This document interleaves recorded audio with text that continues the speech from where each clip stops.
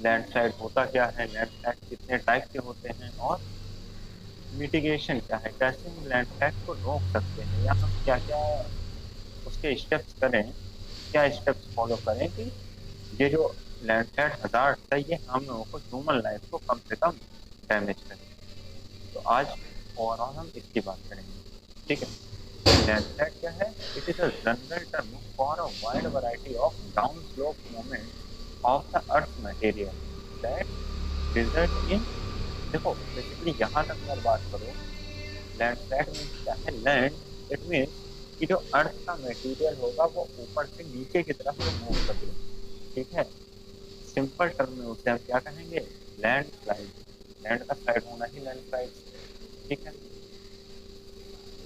Precipitable downward or outward movement of soil, rock and vegetation under the influence of gravity। Landslide को हम देखो, landslide एक बहुत छोटा टर्म है, मास वेस्टिंग एक बहुत बड़ा टर्म है, उसका एक टाइप है लैंडस्लाइड। मास वेस्टिंग बेसिकली क्या है?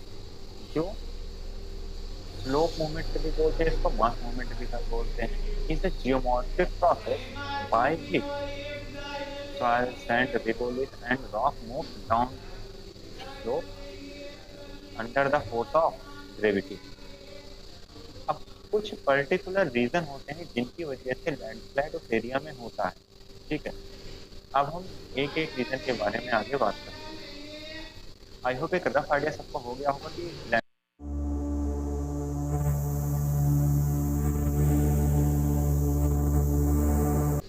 अब समझते हैं जो फैक्टर कौन कौन से अफेक्ट करते हैं स्लोप स्टेबिलिटी, या लैंडस्लाइड में कौन कौन से क्या रीजन है कि जो लैंडस्लाइड होता है। तो पहला, जैसा कि देख पा रहे हो कि geometry of the slope, slope की ज्योमेट्री कैसी है?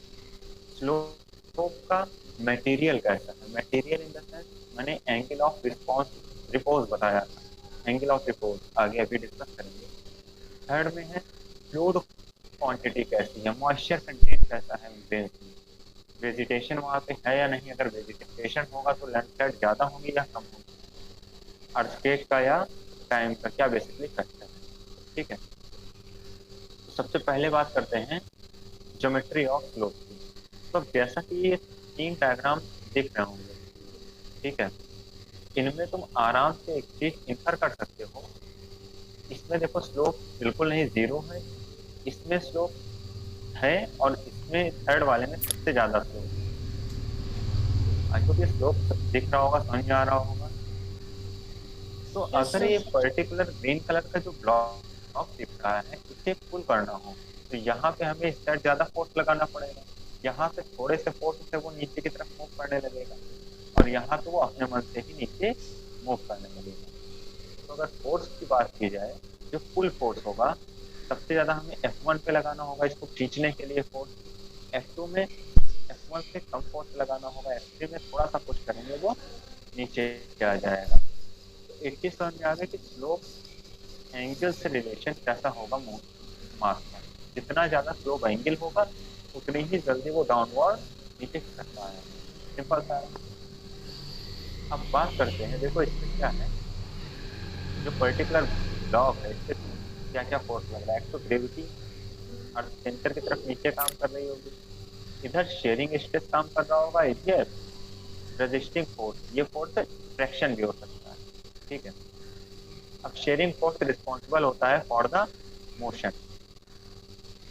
अब डिफरेंस देखो, यहाँ पे शेयरिंग फोर्स कम होगा, यहाँ पे क्या है, शेयरिंग फोर्स भी ज्यादा है, और ग्रेविटी और शेयरिंग फोर्स के बीच में एंगल कम था, दैट्स व्हाई ये स्लाइड कर दिया।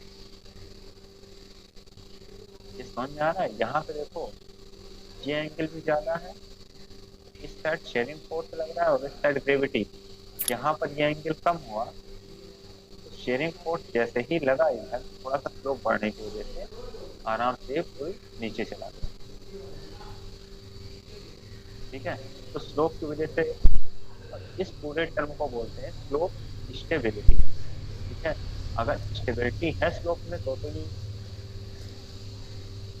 स्टेबिलिटी कम है, तो क्या करेगा, इस पर्टिकुलर मास में मूवमेंट होगा, दैट्स हम बोलते हैं मास मूवमेंट।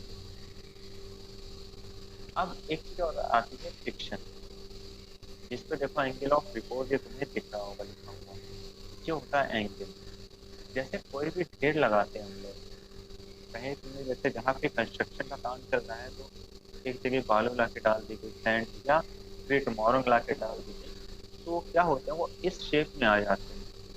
और क्या बेसिकली करता है, उसमें एक एंगल ऑफ रिपोर्ट रहता है। अगर इसके ऊपर इस मटेरियल को बढ़ाओगे तो वो क्या करेगा, फिर से नीचे खिसक आएगा।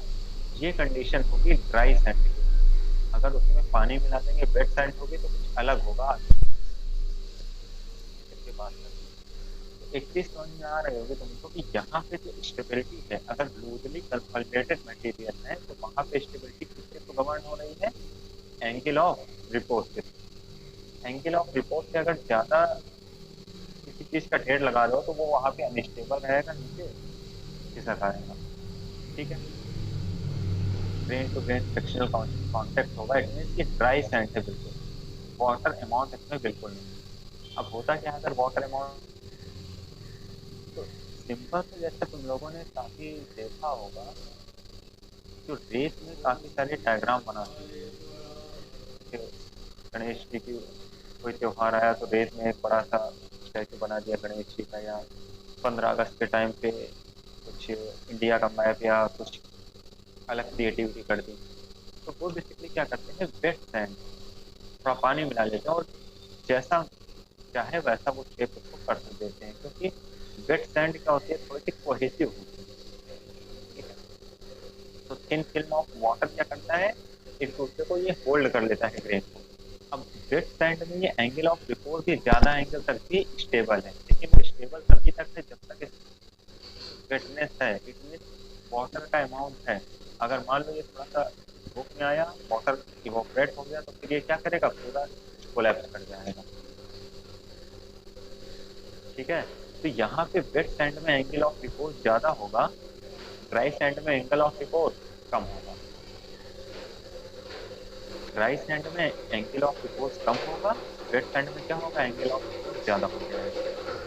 तो ये कह सकते हैं कि एंगल ऑफ रिपोर्ट हम जब जब ध्यान दें तो हमें सैंड की क्वालिटी भी देख लेनी है, जो अनकंसोलिडेटेड मटेरियल है उसकी क्वालिटी देख लेनी है, ड्राई है या वेट है। ठीक है, आगे बढ़ते हैं।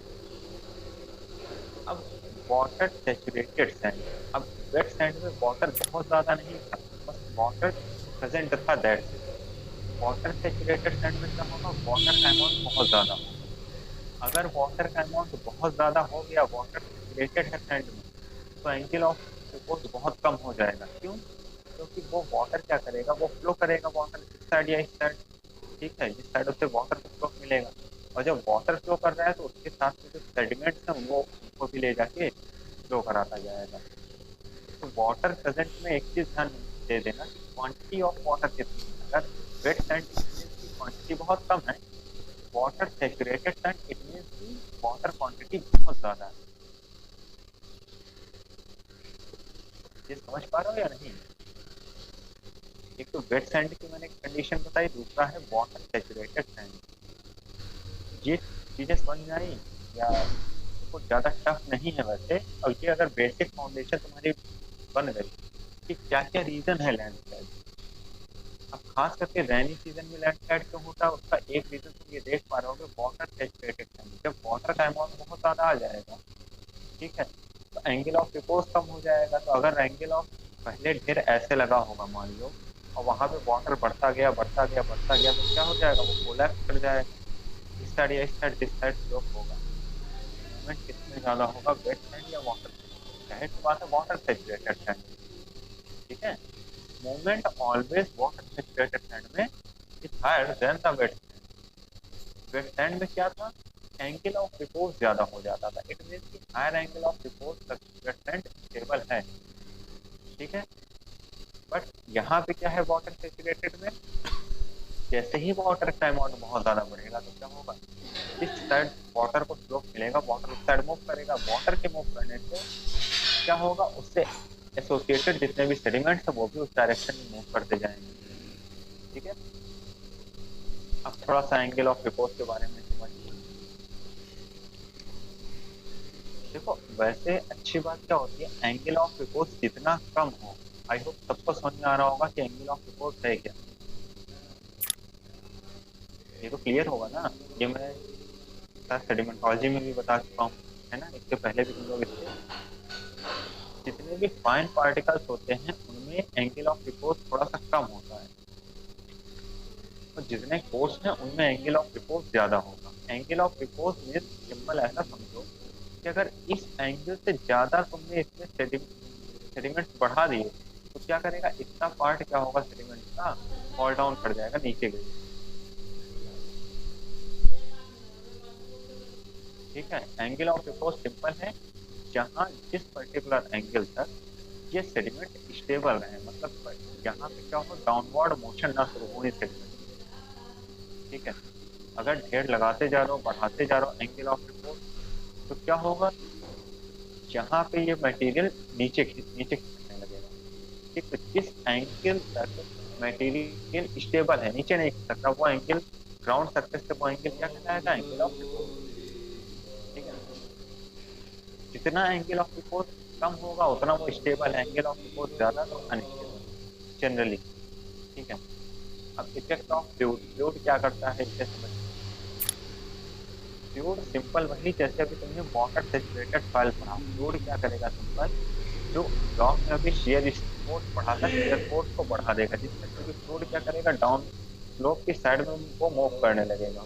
जो फ्लूइड होगा वाटर होगा, तो अगर वाटर मूव कर रहा है तो उससे एसोसिएटेड जितने भी सेडिमेंट या पार्टिकल्स होंगे, रॉक फ्रेगमेंट्स होंगे, वो भी उसी डायरेक्शन में मूव करेंगे। तो हमेशा जब प्रेजेंस ऑफ फ्लूइड हो या फ्लूइड की क्वांटिटी ज्यादा हो तो वहां पे लैंडस्लाइड प्रोन एरिया हो जाती है। वेजिटेशन बेसिकली क्या करता है, वेजिटेशन देखो दोनों काम करता है, इसके कुछ पॉजिटिव साइड्स भी हैं और कुछ निगेटिव साइड्स भी हैं, तभी मैंने पॉजिटिव निगेटिव अलग अलग करके लिख दिया। पॉजिटिव क्या है, plant root specially growth of tree, plants roots क्या कर देती है, जमीन में जो सॉइल है उसको होल्ड कर लेती है, इंटरलॉक कर लेती है। दैट्स व्हाई जब लैंडस्लाइड हो रही होती है तो पर्टिकुलर उतना क्या होता है, नहीं खिसक पाता। तो अगर कहीं जंगल है तो वहां पे जैसे एक यूनिट दिखा रहा हूँ। अब देखो, इसके नीचे वेजिटेशन नहीं था तो नीचे का पूरा का एरिया नीचे चला गया, बट यहाँ पे क्या है, वेजिटेशन बहुत ज्यादा है। तो प्लांट के रूट क्या कर रहे हैं, इस पर्टिकुलर सॉइल को यहाँ पे जो है, ये पर्टिकुलर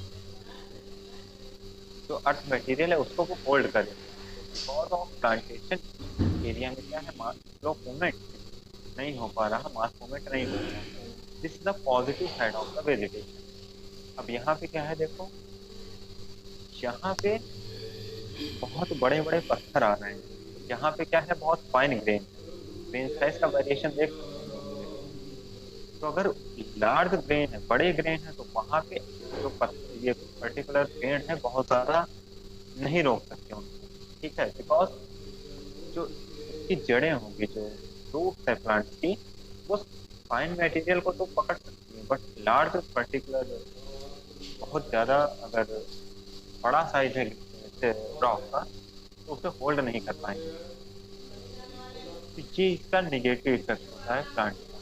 ठीक है, और प्लांट की वजह से होता क्या है, वाटर कंटेंट हो जाता है, जिससे सॉइल क्या होती है, जनरली वेट सॉइल रहती है वहां पे।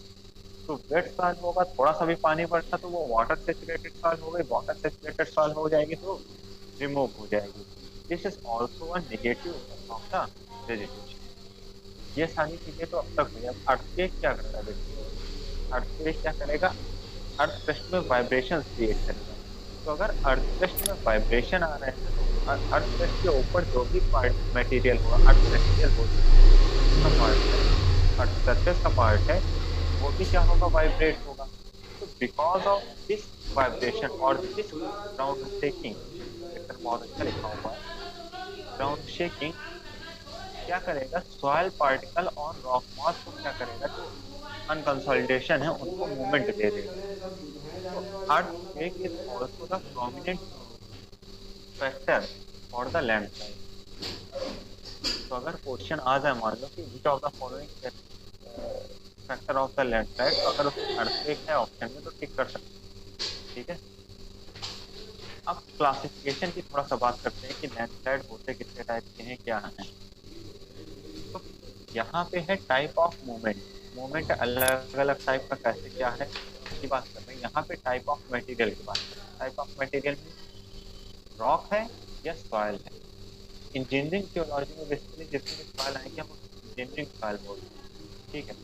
और रॉक को बेड रॉक बोलते हैं, ठीक। तो अब रॉक में जो मूवमेंट होगा, तो एक अलग टाइप का लैंडस्लाइड, जैसे फॉल हो रहा तो उसको रॉक फॉल कहेंगे, और अगर सॉइल में फॉल हो रहा तो उसको डेब्रिस फॉल और अर्थ फॉल कहेंगे। ये डेब्रिस फॉल, अर्थ फॉल, ये डिपेंड कर रहा है उसके ग्रेन साइज पे। अगर सॉइल का कोर्स ग्रेन है या सॉइल फाइन ग्रेन है। अभी मैं एक एक करके इस सबको डिस्कस करूंगा, ठीक है। तो सिंपल, ये फिर से वही एक डायग्राम क्लासिफिकेशन है, ये 1978 में बर्नस के द्वारा दिए गए हैं, ठीक है। बेसिकली फॉल क्या होता है, ठीक, ये डायग्राम है। अगर कोई भी लेटरल कॉन्टिन्यूटी आ गई, हॉरिजॉन्टल डिसकॉन्टिन्यूटी केस में फ्रैक्चर है, तो क्या होगा, जैसे जैसे या मान लो या वाटर पर कोई भी रीजन हो, ये जो क्रैक है धीरे धीरे बढ़ता जा रहा, तो क्या होगा, पर्टिकुलर जिस एक अमाउंट का, जहां तक जिस पर्टिकुलर रॉक पीस जो नीचे गिरेगा, वो एक चीज अपने पीछे छोड़ जाएगा, वो होगा लगभग हॉरिजॉन्टल फ्रैक्चर। ये कैसा होगा, हॉरिजॉन्टल प्लेन के अलोंग ये फ्रैक्चर होंगे, इस टाइप से फ्रैक्चर, ठीक है। ऐसे मोशन को बोलते हैं क्या, फॉल। अभी आगे चल के आएगा टॉपल। टॉपल में क्या है, वर्टिकल फ्रैक्चर होंगे। अब ये वर्टिकल फ्रैक्चर क्या करेंगे, अब यहाँ से रॉक मान लो टूटने लगी, धीरे धीरे फ्रैक्चर बढ़ने लगा, तो ये फ्रैक्चर क्या करेगा, इस पर्टिकुलर जो यहाँ पे रॉक है वो नीचे आ जाएगी। तो कैमरे की तरफ देखो तो क्या होगा, जैसे मान लो सीधे रॉक खड़ी है, वो सीधे ऐसे नीचे गिर जाएगी। तो अगर वर्टिकल फ्रैक्चर के अलॉन्ग मूवमेंट हो रहा तो उसको हम टॉपल कहेंगे। इस हॉरिजॉन्टल फ्रैक्चर के अलॉन्ग मूवमेंट हो रहा तो सिंपल उसे हम फॉल कहेंगे। तो आई होप समझ आ रहा होगा रॉक फॉल और रॉक टॉपल। अब जो सर टॉपलिंग है वो रॉक, हाँ सर ये जो अभी आप टॉपल वाला बता रहे थे, इसमें सेकंड लाइन में सर ये वर्ड है जो पाइवट पॉइंट, इसका मतलब क्या है? ये जो टॉपल वाला है सर, इसमें सेकंड लाइन में हाँ, लिखा है ना sir, moment about a pivot point.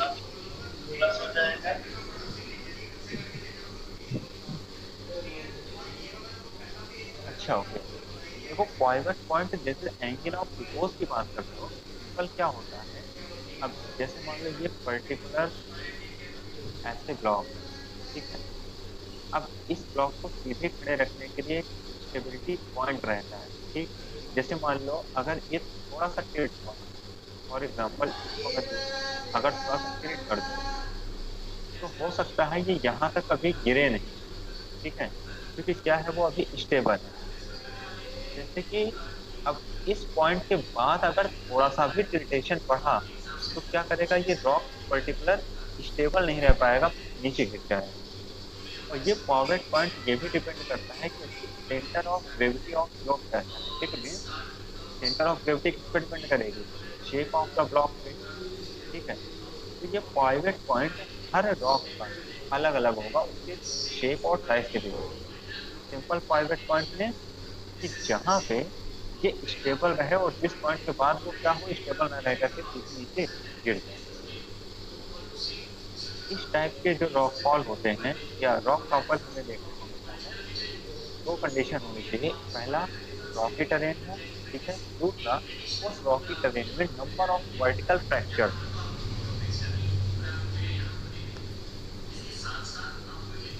ठीक है। तो अगर वर्टिकल डिस्कंटिन्यूटीज आएंगे तो वहां पे टॉपलिंग होगी। अगर हॉरिजॉन्टल डिस्कंटिन्यूटीज आ रही हैं तो वहां पे क्या होगा, फॉल। स्लाइड, अब सिंपल देखो स्लाइड क्या होती है। स्लाइड दोनों टाइप की मैं बात करूंगा, रॉक स्लाइड और सॉइल। तो कहानी तुम एक बार पढ़ लेना, कोई दिक्कत वाली बात नहीं है, मैं डायग्राम दिखाता हूँ।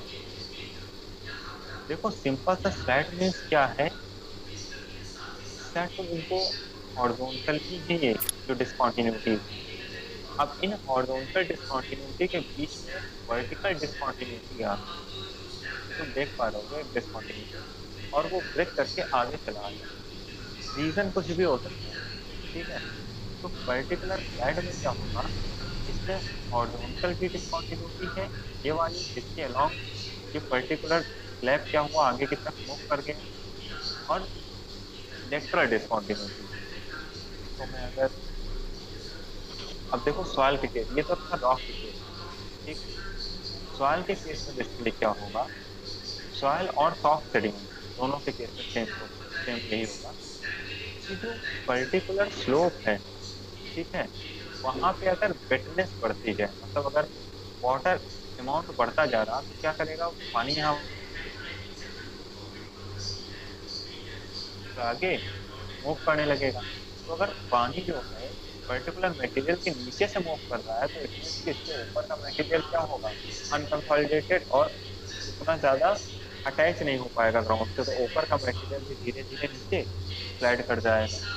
ध्यान देने वाली बात क्या है, ये लैंडस्लाइड में एक टर्मिनोलॉजी होती है, जहाँ पे ये लैंडस्लाइड का सबसे लास्ट पॉइंट होता है, इसको बोलते हैं टो, ठीक है।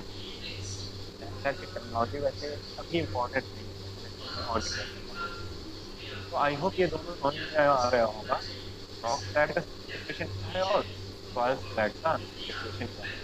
फिर से वही, ठीक है, वही पूरा लिखा हुआ है दोनों डायग्राम में, रॉक स्लाइड और सॉइल स्लाइड। देखो जो टॉपलिंग होती है ज्यादातर किसमें होगी, रॉक में होगी। इसके पहले जो ये पढ़ा था लो फॉल, फॉल भी ज्यादातर हमें रॉक फॉल देखने को मिलता है, ठीक है, ज्यादातर केसेस में। आगे बढ़ते हैं हम, ये हो गया।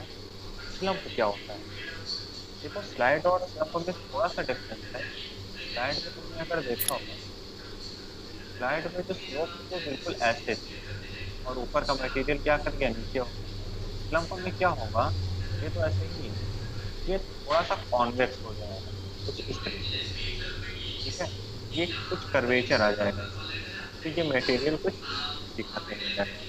ये कर्वेचर देख पा रहे हो, ये देख रहे हो, एकदम सीधे स्ट्रेट नहीं जा रही लाइन, ये क्या है, नंबर ऑफ कर्वेचर प्लेन, ये देख पा रहे हो वैसे,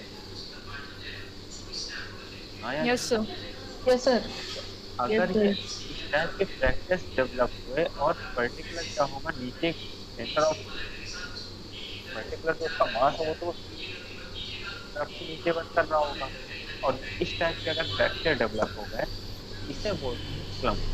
स्लाइड और स्लम्प में थोड़ा सा डिफरेंस है, स्लाइड में ये स्ट्रेट होगा, जो पर्टिकुलर स्लोप स्टेबिलिटी वाला स्लोप है वो स्ट्रेट होगा। इसमें क्या होता है, स्लम्प में एक कर्वी नेचर का होता है स्लोप, आराम से तुम इससे आप पढ़ सकते हो कि लोअर पार्ट। अब इसमें क्या होता है, रॉक स्लाइड वेरी फास्ट, बहुत दूर नहीं जाएगी, ऑल्सो मेरा स्लम्प, ये इंपॉर्टेंट चीज है। स्लम्प में जो रॉक स्लाइड होती है बहुत दूर तक नहीं जा पाएगी, एज कम्पेयर टू स्लाइड में क्या होगा, ज्यादा दूर चली जाएगी। अब तुम लोगों का चूंकि ऑब्जेक्टिव एग्जाम है, तो शायद ये ऐसे ना पूछा जाए, लेकिन ये अक्सर पूछ किया जाता था कि difference between slide and slump, तो वहां पे एग्जाम्पल के थ्रू एक्सप्लेन करना होता है। सिंपल, स्लम्प में एक चीज याद रखना, ये कर्वी नेचर का होता है, ठीक है। अगर कर्वेचर है इस पे तो स्लम्प है, कर्वेचर नहीं है तो स्लाइड है। और सॉरी, एक चीज मैंने बताया, स्लम्प नहीं तो रॉक स्लाइड में ज्यादा दूर तक नहीं मूव करता है, ठीक है। और मूव ऐसा भी हो सकता है,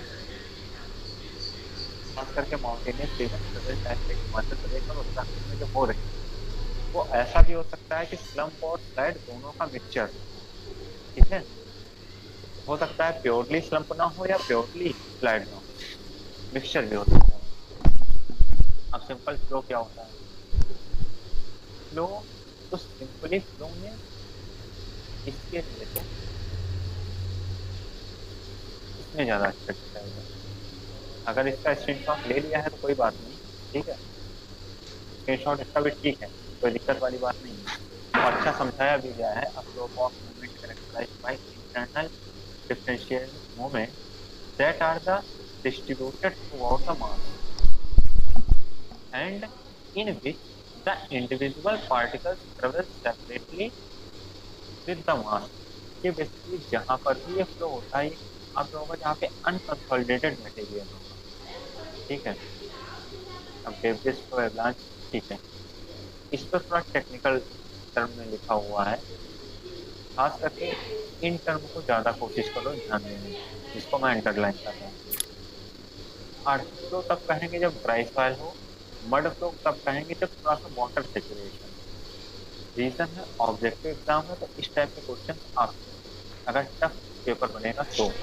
ठीक है, कि अगर मान लो ये वाटर सेचुरेशन है तो हम उस फ्लो को क्या बोलेंगे, मड फ्लो, अर्थ फ्लो, रॉक फ्लो, कुछ इस तरीके से ऑप्शन आएगा। तो वहां तुम्हें ध्यान रखना होगा कि अगर ड्राई सॉइल है तो क्या होगा, वो अर्थ फ्लो उसको बोलेंगे, और अगर वेट सॉइल है तो मड फ्लो बोलेंगे। वॉल्केनिक लहर में सिंपल क्या होता है, जब वॉल्केनो इरप्ट होता है तो वॉल्केनो इरप्ट होने के साथ काफी सारी क्या होते हैं, डार्क वॉल्केनिक एशेस, वो और जो पर्टिकुलर जहाँ से इस रॉक से जो सराउंडिंग रॉक से वॉल्केनो निकला है, उस रॉक के कुछ फ्रेगमेंट वो वॉल्केनो के दोनों साइड या चारों तरफ डिपॉजिट होते हैं, वो लहर कहलाता है। लहर में ज्यादातर फाइन पार्टिकल को ही कंसीडर करते हैं। ठीक है, देखो डेब्रिस तो डेब्रिस एवलांच, ये नाम भले याद रखो, अभी तुम लोगों का इतना इंपॉर्टेंट नहीं है इस टाइम पे पढ़ना, क्योंकि ऐसा इंट्रोडक्शन ही है तुम्हारे, बहुत डिटेल में नहीं कि लैंडस्लाइड है क्या, उसका क्लासिफिकेशन। क्लासिफिकेशन सिंपल, टॉपल क्या होता है, फॉल क्या होता है, फ्लो क्या होता है, और स्लाइड और स्लम्प थोड़ा बहुत पता हो चाहिए। अब एक तो तुम डायग्राम देख लो मुझे और अच्छे से क्लियर हो।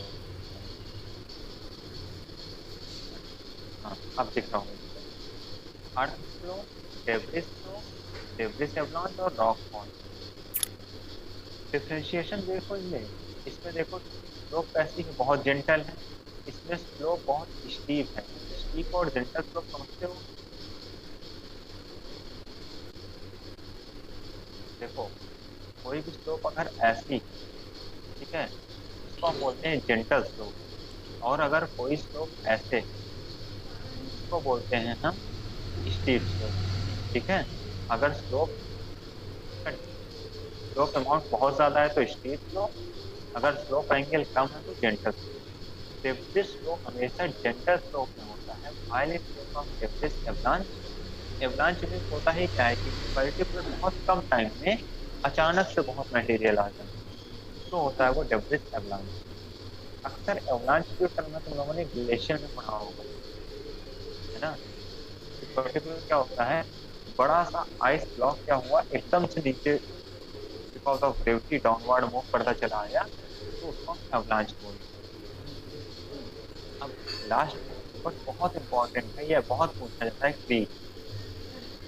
बाकी जितने भी तुमने लैंडस्लाइड के अभी पढ़े हैं, जितने भी टाइप, जितने भी क्लासिफिकेशन है, उनमें सबसे ज्यादा डेंजर होता है क्रीप। रीजन क्या है डेंजर होने का, it is a slowest type of mass movement. क्या होता है, ये बहुत स्लो मास मूवमेंट होता है, इतना स्लो कि हम उसको रिकॉग्नाइज नहीं कर पाते। प्रॉब्लम कहाँ पे आती है, जैसे मान लो यहाँ पे मास मूवमेंट हो रहा है और हम रिकॉग्नाइज नहीं कर पाए, और यहाँ पे कोई घर बना दिया या कोई गांव बस गया, हो सकता है नीचे कोई एक डिस्कंटिन्यूटी चल रही हो जिसके थ्रू क्या हो, इनपे मोशन हो रहा हो, लेकिन वो मोशन इतना स्लो रहता है कि हम उसको रिकॉग्नाइज नहीं कर पाते। तो क्रीप को एनालाइज करना बहुत बड़ा टास्क होता है एज ए जियोलॉजिस्ट, या एज अ जो साइंटिस्ट होते हैं जो नेचुरल हजार्ड को मैनेज करते हैं उनके लिए। ठीक है, तो अगर आ जाए slowest type of mass movement क्या कहलाएगा, तो वो होगा क्रीप। ठीक है, सिंपल यही तो हो सकता है, तुम्हें लिखा मिल जाए, which of the following is slowest type of mass movement, उसको लिखा होगा टॉपल, क्रीप, फॉल, स्लम्प, तो वहां पे देखना क्रीप है या नहीं। ठीक है, अब बात करते हैं, अच्छा यहाँ तक किसी को कोई डाउट है? Sir keep no sir. में इसका रीजन क्या होगा इतना लो होता है? देखो स्लो मूवमेंट का रीजन एक नहीं, काफी सारे हो सकते हैं। उनमें से रीजन जैसे कि यहाँ पे तुम देख पा रहे होगे लिखा है सॉइल रिपल्स। और क्रीप को हम पहचानते कैसे हैं उसका अभी मैं चलो इसको एक्सप्लेन कर देता हूँ थोड़ा सा। कर्व्ड ट्रीज देखने को मिलता है। एक्चुअली ट्री के साथ होता क्या है, यहाँ पे थोड़ा सा बता देता हूँ, ये मिटिगेशन वाली बात बाद में करूंगा, ठीक है। जो ट्रीप को एनालाइज करने का सबसे अच्छा तरीका होता है कि उस पर्टिकुलर जगह पे हम लोग पेड़ के तने देखें। नॉर्मल होता क्या है, जो पेड़ का स्टम्प होता है बिल्कुल स्ट्रेट होता है। स्ट्रेट क्यों होता है, क्योंकि उसको सनलाइट बिल्कुल सीधे मिल रही होती है।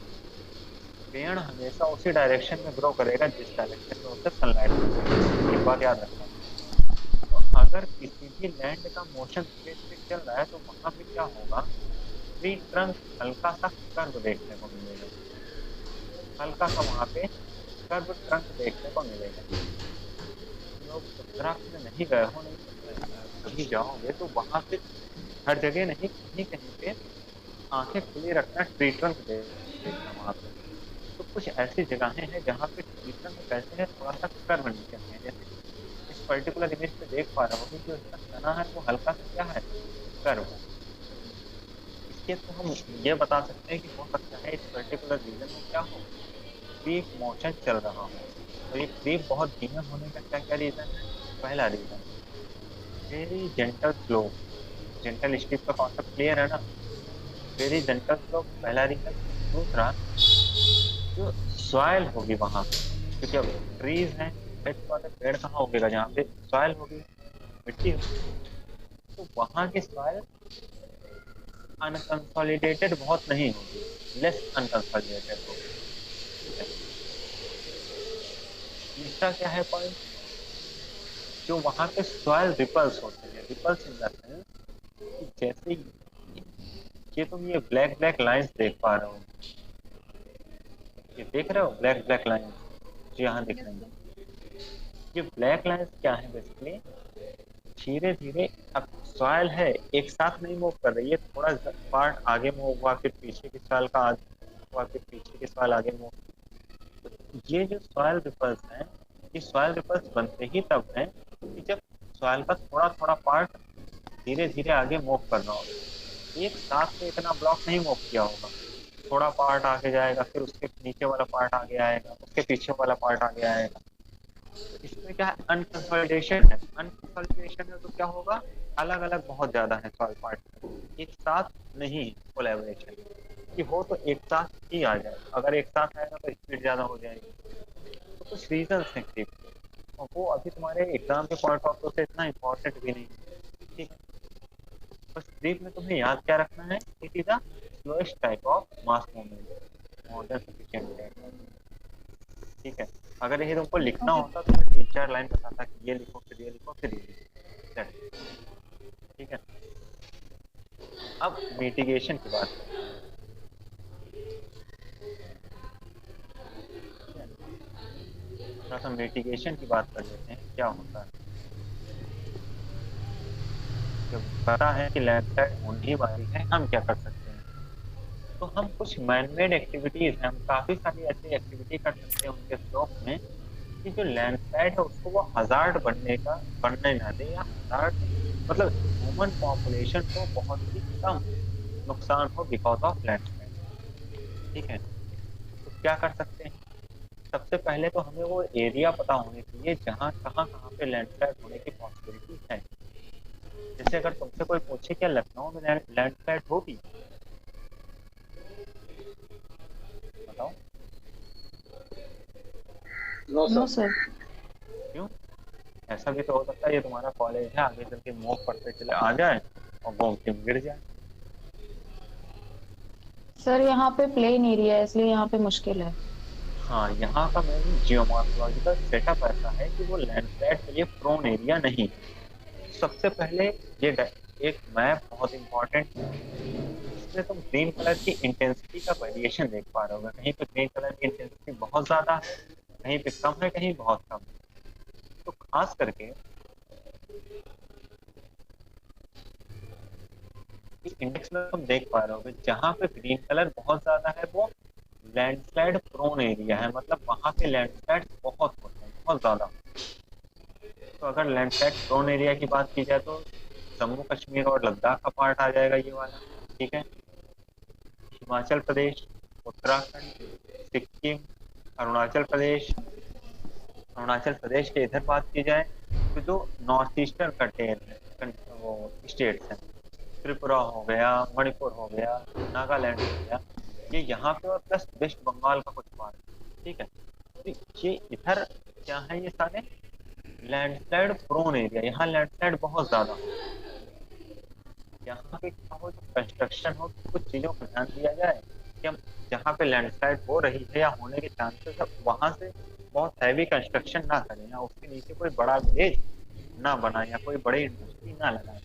क्योंकि ऐसी जगह जहाँ पे ह्यूमन एक्टिविटी रहेगी, वहां पे वो लैंडस्लाइड क्या होगा, ऐसा हजार्ड हो सकता है कि ह्यूमन को प्रॉब्लम।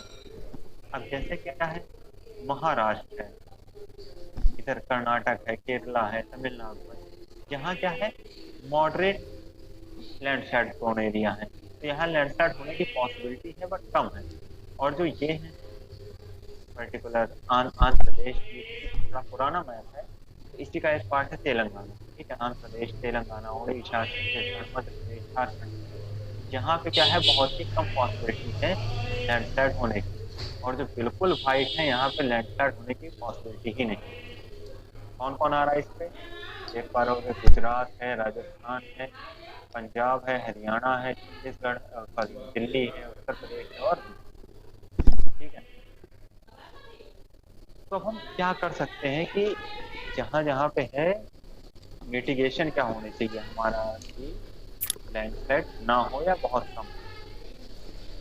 तो पहली चीज तो हमें अच्छे से एरिया की बहुत लोकल स्केल पे मैपिंग कर लेनी चाहिए कि उस पर्टिकुलर एरिया में लैंडस्लाइड कहाँ कहाँ होने की पॉसिबिलिटी है। मैपिंग कैसी होगी, एक मैपिंग हो जो हम लार्ज स्केल में करें, जैसे कि एक ये लार्ज स्केल मैपिंग। ठीक है। कुछ मैपिंग होगी जो स्मॉल स्केल पे करें।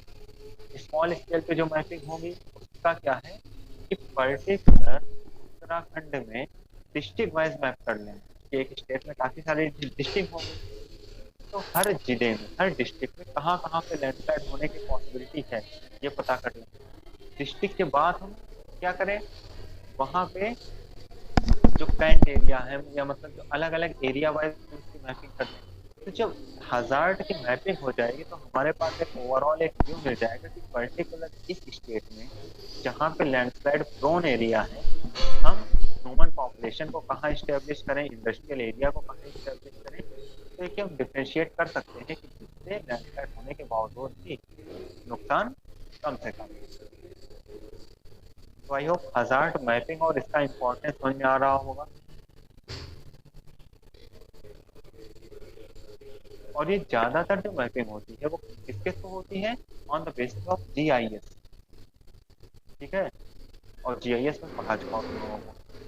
ठीक है, जियोग्राफिकल इंफॉर्मेशन सिस्टम इंफॉर्मेशन। तो बेसिकली उससे हमें ये पता चलना चाहिए कहाँ कहाँ पे मास मूवमेंट हो सकता है, और जहाँ पे हो सकता है वहां पे हम बहुत हैवी चीज ना लगाएं।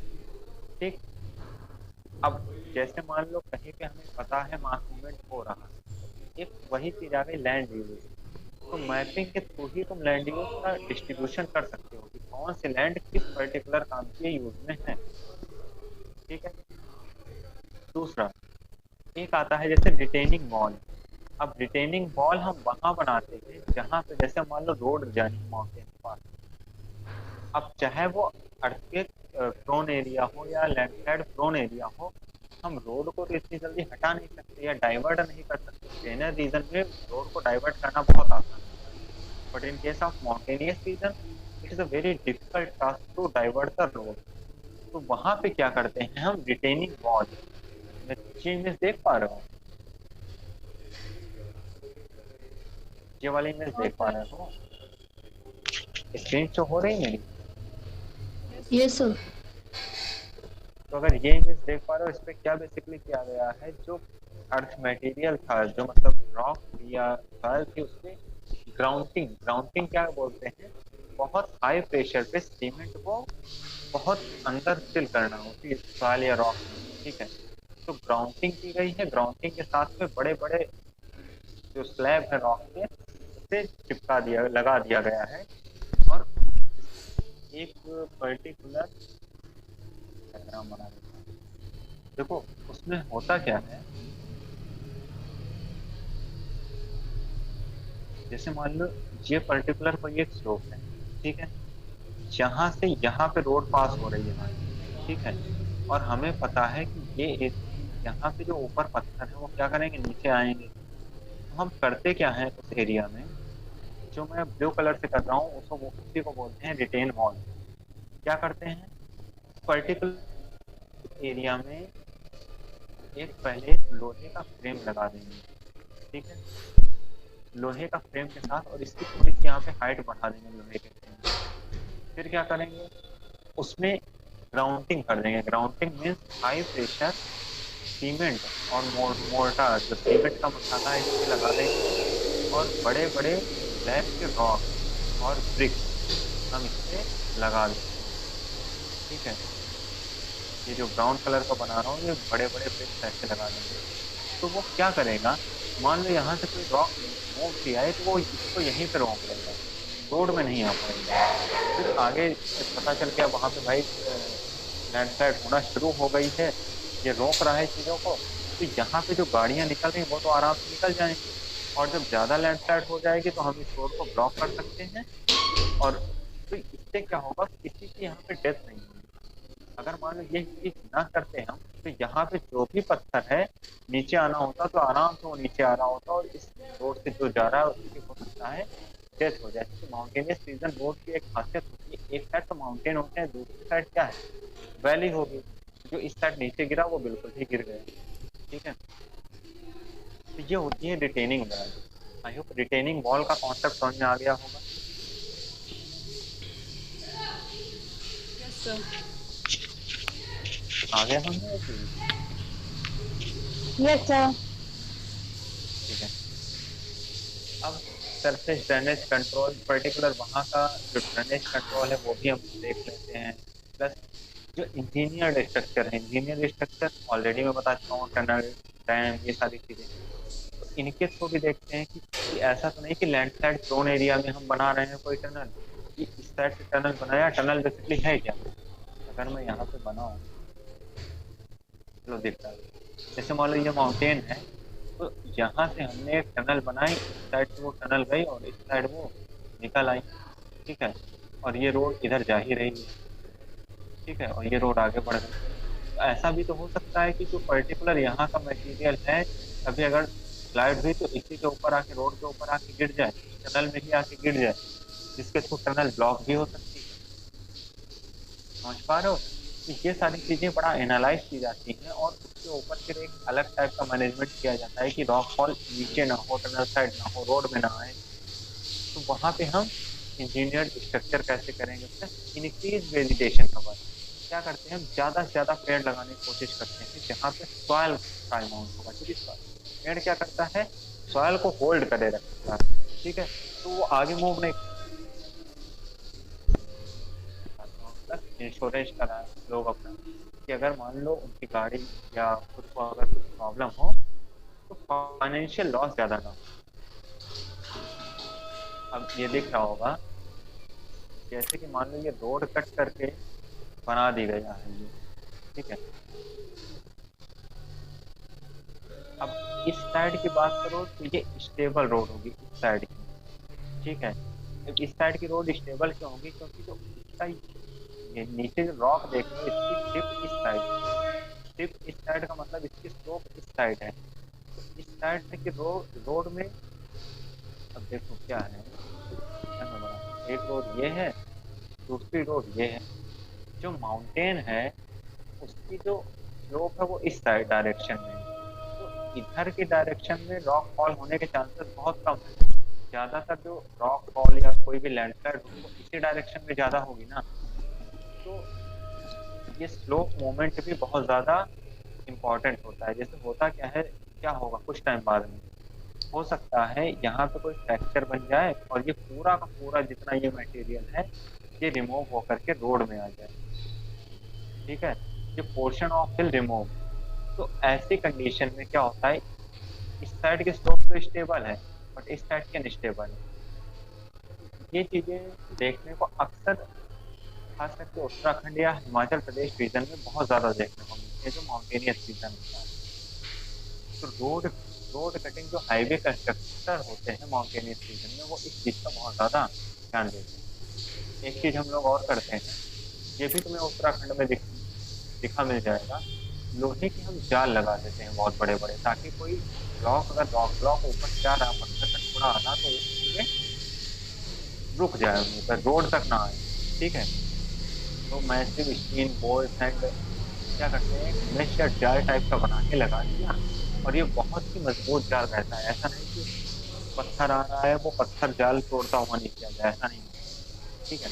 हाँ, बहुत बड़ा पत्थर है तो बात अलग है, वैसे कंडीशन ऐसी बहुत कम होती है, लेकिन ऊपर की रॉक का एस्टिमेशन करके ही ये जाल बनाया ही जाता है कि वहां से किस टाइप के फ्रैक्चर हैं या किस साइज का पत्थर वहां से नीचे आ सकता है। क्योंकि पत्थर या रॉक ब्लॉक नीचे टूटेगा तो टूटेगा कहाँ से, जहाँ पे फ्रैक्चर या जॉइंट्स होंगे, कोई वीक जोन होगा, वहीं से तो टूटेगा। ठीक है। तो उस चीज का पहले ऊपर एस्टिमेट किया जाता है कि हाँ इस साइज का आ सकता है, तो उस साइज के अकॉर्डिंग हम क्या करते हैं, रॉक वॉल प्रोटेक्शन करते हैं, बेसिकली वहां पे जाला वगैरह लगाते हैं। The hazard from the landslide can be reduced by avoiding the construction on steep slopes। तो मैं पहले स्लाइड से अब तक बोलता आ रहा हूँ, स्टीप स्लोप बहुत ज्यादा प्रोन होती है लैंडस्लाइड के लिए, तो हम अवॉइड करते हैं हमेशा स्टीप स्लोप के लॉन्ग कंस्ट्रक्शन करने के लिए। जनरल स्लोप भी कर सकते हैं, लेकिन उसके लिए कुछ शर्तें होती हैं, हमेशा नहीं करेंगे। ठीक है। अब stability increases when ground water is prevented from rising the landslide mass by. अभी 4-5 रीजन लिखे होंगे कि क्या क्या कर सकते हैं। ठीक है, तो इसको सिंपल एक बार पढ़ लेना, ज्यादा वो नहीं। तो अब एक तुम लोगों को आज के लेक्चर से एक रफ आइडिया हो गया होगा कि लैंडस्लाइड किसे कहते हैं। ठीक है। सिंपल लैंडस्लाइड है क्या। दूसरा कि क्या टॉपल क्या होता है, फॉल क्या होता है, स्लम्प क्या होता है, स्लाइड क्या होता है, और क्रीप क्या होता है। क्रीप के लिए सबसे इंपॉर्टेंट चीज है, ये याद रखना, ये क्या है, स्लोएस्ट मूवमेंट है लैंडस्लाइड। ठीक है, one of the slowest movement. और पहचाने कैसे, जो रिटर्न फ्रंट है वो कर्व हो वहां पे। फिर उसके बाद मिटिगेशन के लिए क्या करते हैं, तो सबसे पहले एरिया, ठीक है, या कहाँ कहाँ पे ये लैंडस्लाइड फ्लड हो सकता है, कहाँ पे नहीं होगा। ठीक है, मैपिंग करना बहुत इंपॉर्टेंट है। दूसरा मिटिगेशन के हम लोगों ने देखा कि जो वॉल बनाते हैं, कंस्ट्रक्शन वॉल, ये पॉइंट से याद कर लेना। ठीक है। मैपिंग, ये जो रिटेन वॉल बनाते हैं, ड्रेनेज को कंट्रोल करना हो गया, इंजीनियर स्ट्रक्चर हो गए, वेजिटेशन कवर को इंक्रीज करना हो गया, ये सारी चीजें हम लोग मिटिगेशन में ध्यान देंगे। तो आई होप एक रफ आइडिया सबको हो गया होगा कि लैंडस्लाइड है क्या, मिटिगेशन में क्या होगा, और क्लासिफिकेशन क्या है।